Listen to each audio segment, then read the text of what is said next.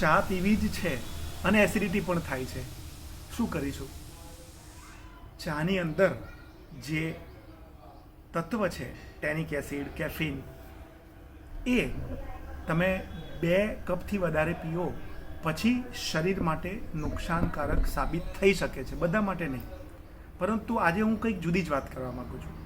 આપણો સૂર્ય માથા ઉપર જાય ત્યાં સુધી આપણા બધાનું પાચન તંત્ર બહુ સારી રીતે કામ કરે છે. એટલે આશરે બપોરે 2 વાગ્યા સુધીમાં તમે ચા પીઓ છો, કોફી લો છો અથવા કંઈક એસિડિક વસ્તુ લો છો તો તમને એનું જે નુકસાન છે એ ઓછું થાય છે.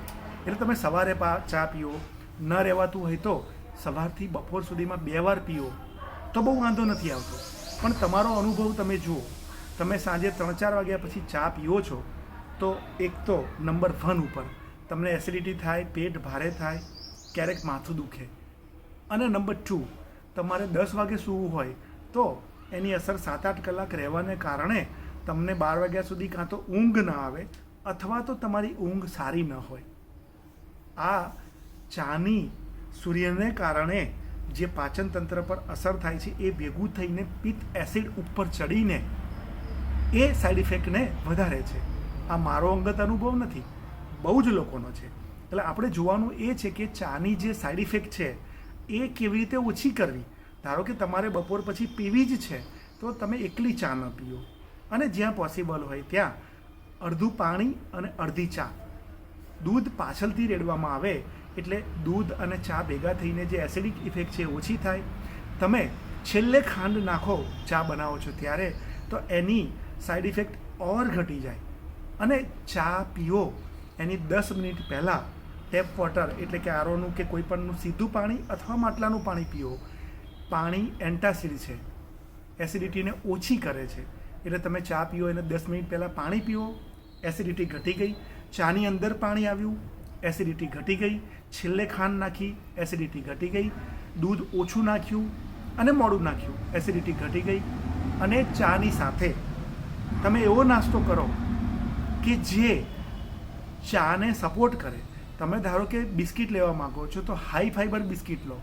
એને કારણે એ જે બિસ્કિટ છે એની અંદર રહેલો ઓછામાં ઓછો મેંદો પેટમાં ચોંટશે નહીં.